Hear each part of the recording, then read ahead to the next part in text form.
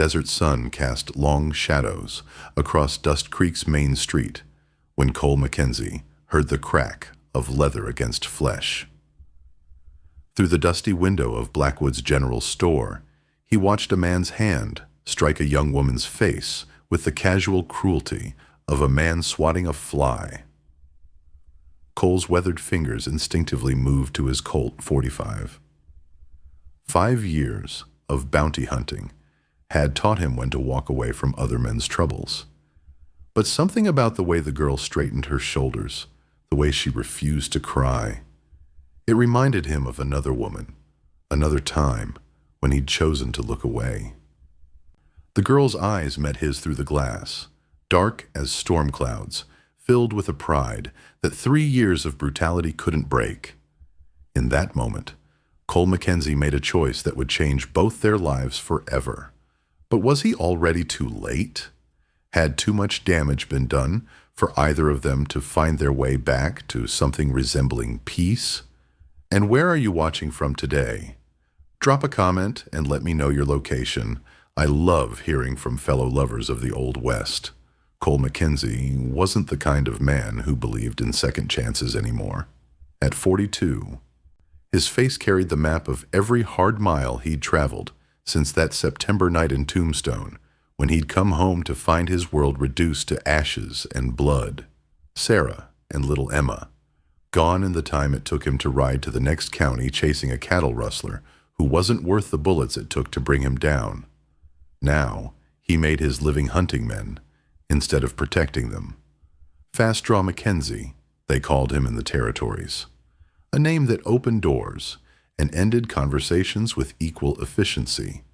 The $200 bounty on Joaquin Morales had brought him to this dust-choked excuse for a town.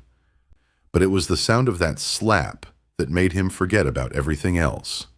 Inside Blackwood's store, Kaya Whispering Wind bent to collect the shattered glass from a broken whiskey bottle. Her movements were careful, practiced. The movements of someone who'd learned that the smallest mistake could mean another beating. At 19, she carried herself with the quiet dignity of her Apache ancestors, though 3 years of servitude had worn thin lines around her dark eyes. Clumsy half-breed, Silas Blackwood spat, his thick fingers already curling into another fist. That bottle cost me $2. $2 you'll work off at 50 cents a week. Kaya's jaw tightened, but she said nothing. The turquoise necklace at her throat, the last piece of her mother's memory, caught the afternoon light as she continued cleaning. She'd learned that silence was survival, that words only gave him more reasons to hurt her. But Cole Mackenzie had heard enough. The bell above Blackwood's door chimed as Cole stepped inside, his spurs ringing against the wooden floor. 6 feet of lean muscle and controlled violence filled the doorway, his gray eyes taking in everything: the girl's swollen lip, Blackwood's raised hand, the fear that hung in the air like smoke. "Problem here, mister." Cole's voice carried the quiet authority of a man who'd worn a badge for 15 years before the world taught him that justice was something you took, not something you waited for. Blackwood's hand dropped, but his sneer remained. "No problem, stranger. Just teaching my worker some manners." Cole's gaze shifted to Kaya, who had frozen with a piece of broken glass halfway to the waste bucket. Their eyes met again, and he saw something that made his chest tighten. The same look Sarah had given him the first time he'd found her crying, after her stepfather's visits. "Worker?" Cole repeated, the word hanging in the air like a challenge. "She owes me money," Blackwood explained, puffing out his chest like a rooster, trying to appear bigger than the hawk circling overhead. $120 for medicine for her sick grandmother. Course, that was 3 years ago.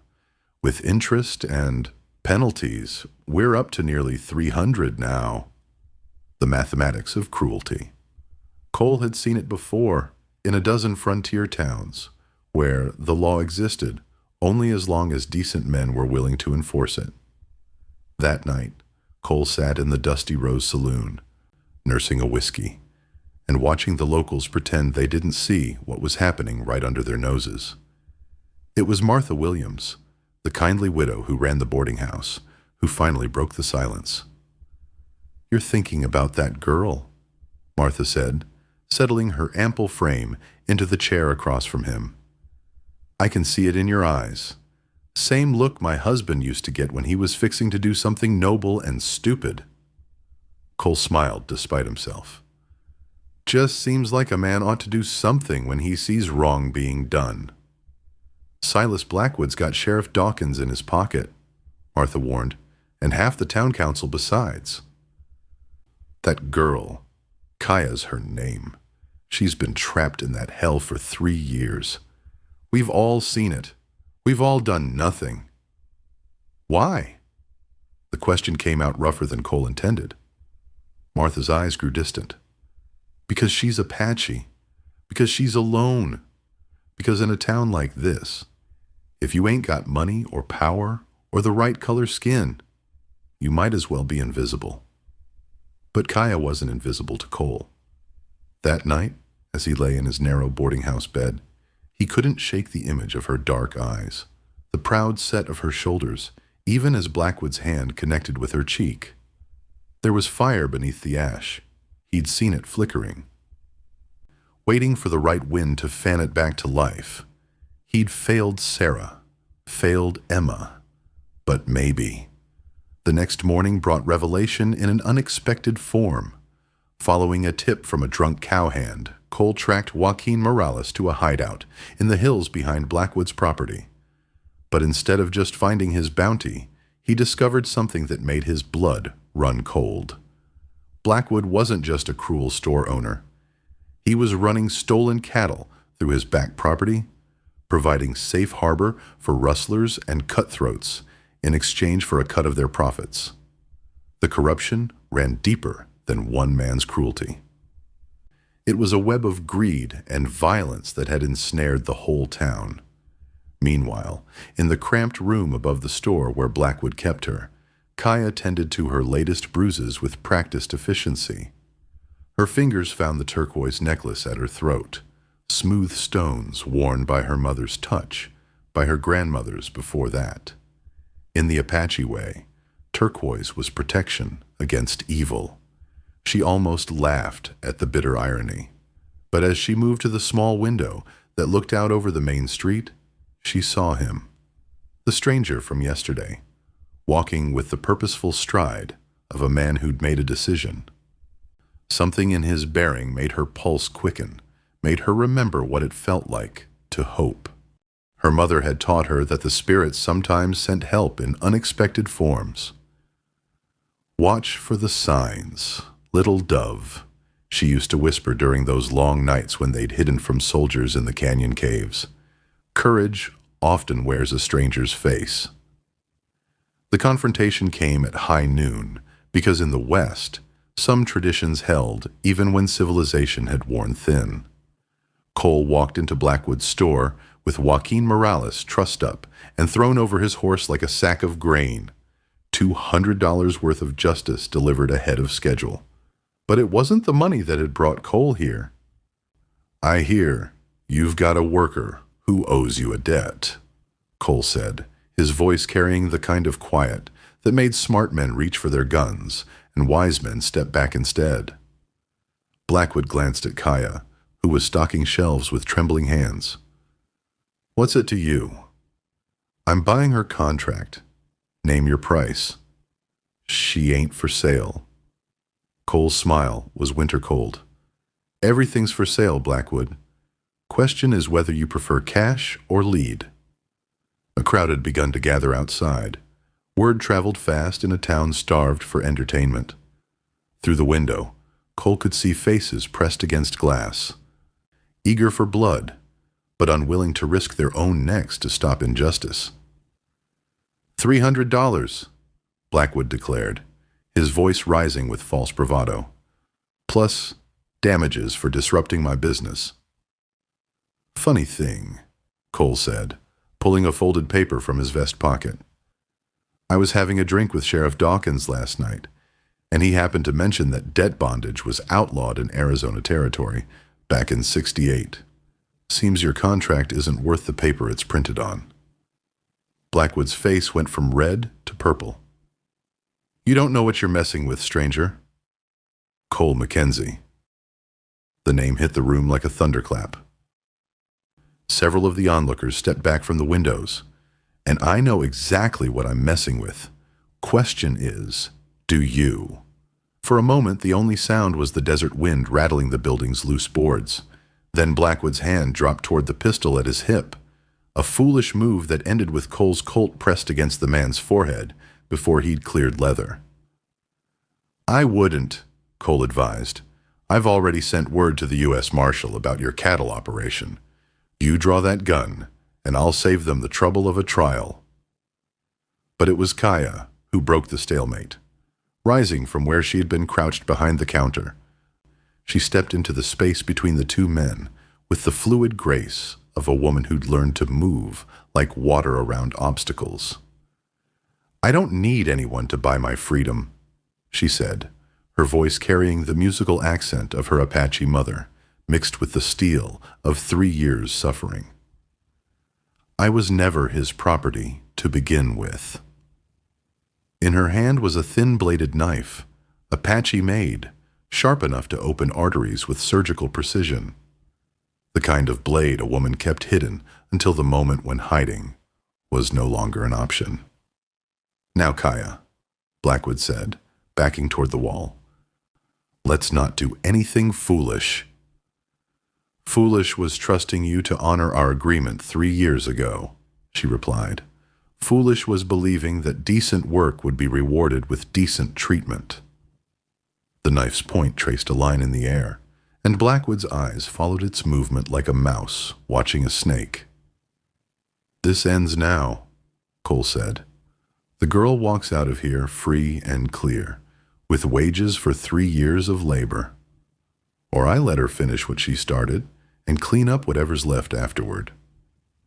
2 hours later, they were riding west toward the mountains, leaving Dust Creek shrinking in their dust. Kaya sat astride a sweet-tempered mare that Cole had purchased from the livery stable, along with supplies, traveling clothes, and the $180 in back wages that Blackwood had coughed up once Sheriff Dawkins, suddenly very interested in upholding territorial law, had arrived with federal papers. For the first hour, they rode in silence. Cole, because he'd forgotten how to make small talk with a lady, and Kaya because 3 years of brutal servitude had taught her that men's kindness usually came with a price. But as the desert gave way to pine-covered foothills, the silence began to soften at the edges. You didn't have to do that, Kaya said finally, her voice barely audible over the sound of hooves on stone. Yes, I did, Cole replied, and the simple certainty in his voice made her look at him properly for the first time.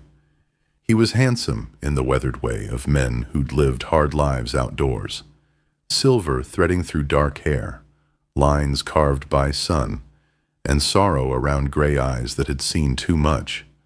But it was the gentleness in those eyes when he looked at her that made her chest tighten with something she'd almost forgotten how to feel. Why? Cole was quiet for so long that she thought he wasn't going to answer.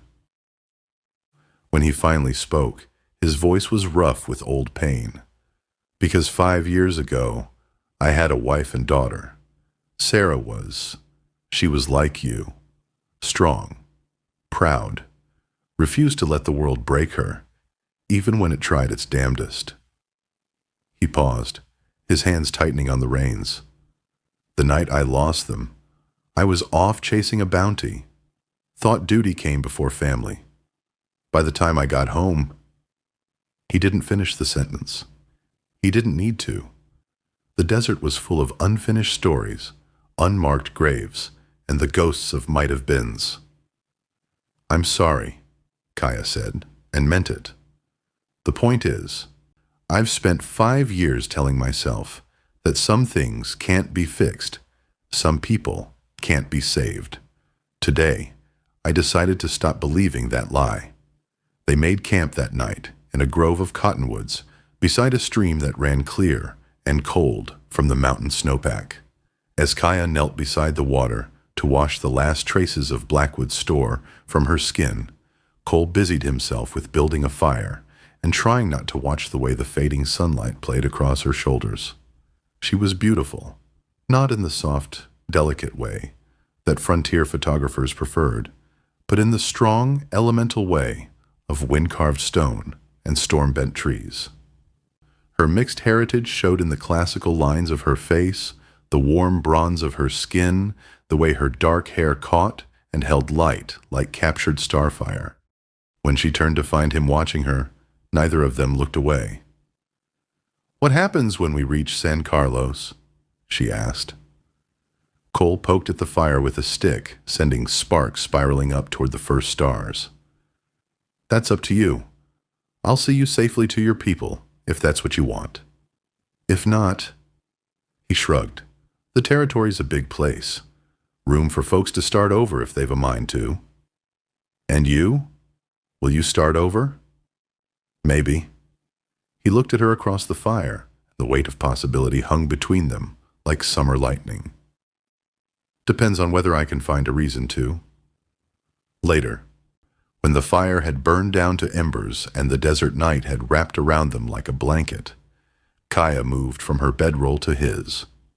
Not out of gratitude or obligation, but because in his eyes she'd seen the reflection of her own loneliness, her own need for connection that went deeper than flesh.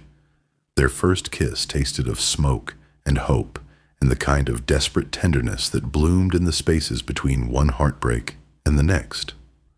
When they made love beneath the star-drunk sky, it was with the careful reverence of two people who'd learned the hard way that beautiful things were fragile. That gentleness was a choice that had to be made new each day. "I used to dream about this," Kaya whispered against his shoulder as they lay entwined in the aftermath. "About being held by someone who saw me as more than a mistake to be corrected." Cole's arms tightened around her. "You're not a mistake, Kaya. You're the first right thing I've found in 5 years." San Carlos Apache Reservation spread across the valley floor, like a wound in the earth. Rows of government-built houses, a trading post, and the invisible weight of a people trying to preserve their identity while living on the conqueror's terms. Jose Crowfeather met them at the reservation boundary, his dark eyes taking in Cole's presence with the kind of territorial assessment that predators used when measuring potential rivals. He'd grown up with Kaya, had loved her with the desperate intensity of youth, and her 3-year absence had done nothing to diminish that feeling. "Kaya, whispering wind," he said in Apache, deliberately excluding Cole from the conversation. "We thought you were dead." "Sometimes I thought so too," she replied, swinging down from her mare with a fluid grace that had caught Cole's attention from the first. "But I survived. We survive." "And this white man? Did he buy you from Blackwood, like cattle?" Cole understood enough Apache to catch the insult, but he also understood the pain behind it. This was a man watching the woman he loved arrive with another man's protection, another man's claim on her attention. "He freed me," Kaya said simply, "without asking for anything in return." Jose's laugh was bitter. "White men always want something. The question is whether you're fool enough to believe him when he says he doesn't." That evening, in the council house where the tribal elders had gathered to welcome Kaya home, Cole found himself on trial in ways that had nothing to do with law and everything to do with the kind of justice that existed in the spaces between cultures. "You killed Apache," said Thomas Greywolf, the eldest among them, his weathered face carved with the history of 40 years' conflict with the U.S. government. "I was a lawman," Cole replied. "I killed men who broke the law, regardless of their blood. But I never killed women or children, never burned villages, never made war on people who only wanted to be left alone." And now? What do you want with our daughter? The question hung in the air like smoke. Cole was aware of Kaya beside him, her breathing shallow with tension. Jose stood with the other young men, his hand resting on the knife at his belt. One wrong word, and this peaceful homecoming could turn into something else entirely. I want her to be free to choose her own path, Cole said finally, whether that path includes me or not. It was the right answer, but not the easy one. Thomas nodded slowly, and some of the tension went out of the room. You may stay 3 days, the elder said. After that, you go. If Kaya chooses to go with you, that is her right. If she chooses to stay, you will respect that choice. 3 days. Not long enough to build a future, but long enough to discover whether they had one. The first day was awkward, filled with curious stares and whispered conversations that stopped when Cole passed by. The second day was better. Some of the younger men had heard of Fast Draw Mackenzie, and respect for his reputation opened doors that might otherwise have remained closed. But it was the third day that mattered. Cole found Kaya by the stream that ran through the reservation, sitting on a flat rock with her feet in the water. She'd braided turquoise beads into her hair, a sign that she was considering making this place her permanent home. You've decided, he said, settling beside her on the rock. I've decided that I need time, she replied. 3 years of hell doesn't wash away in 3 days, no matter how good those days might be.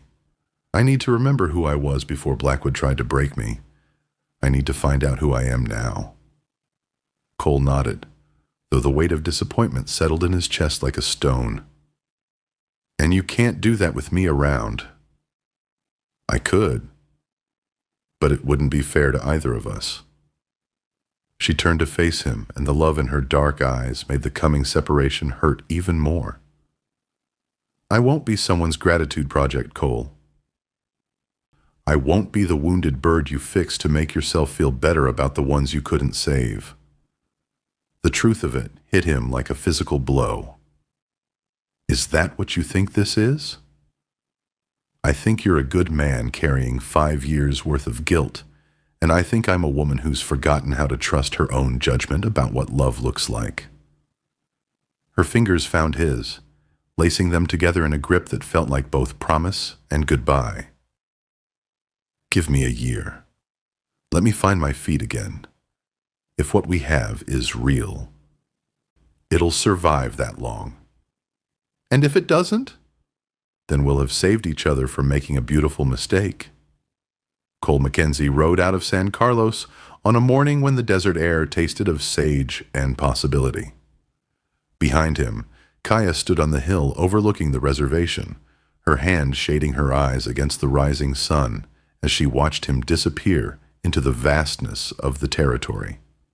He could have stayed, could have built a house at the edge of the reservation, could have waited like a faithful dog for scraps of her attention. But that wouldn't have been love. That would have been another kind of prison, softer but no less confining than the one he'd freed her from. Instead, he rode south toward Tucson, where word had reached him of a small ranch for sale. Nothing fancy, a few 100 acres, a house that needed work, and enough distance from his past to let him build something new. 6 months later, Kaya received a letter addressed in careful handwriting to Miss Whispering Wind, San Carlos Reservation, Arizona Territory. Inside, she found no desperate declarations of undying love, no pleas for her to reconsider. Just news. Cole had bought the ranch. He was raising horses now, good ones that the army was interested in purchasing. The house had a view of the mountains and a garden where someone could grow the medicinal plants that Apache women valued. If she ever wanted to visit, she would be welcome. No pressure, no promises. Just an open door and a man who'd learned the difference between rescue and respect. She folded the letter carefully and tucked it into the leather pouch where she kept her most precious things: her mother's turquoise necklace, a photograph of her parents, and now this quiet invitation to possibility. Spring came early to the desert that year, and with it came a choice that would define the rest of her life.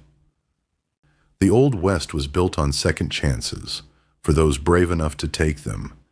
If this story stirred something in your heart, hit that like button and subscribe for more tales from when the frontier was wild and love was the greatest adventure of all. And drop a comment below. I'd love to know where you're listening from and what stories from the past speak to your soul. Until next time, may your own trail lead to redemption.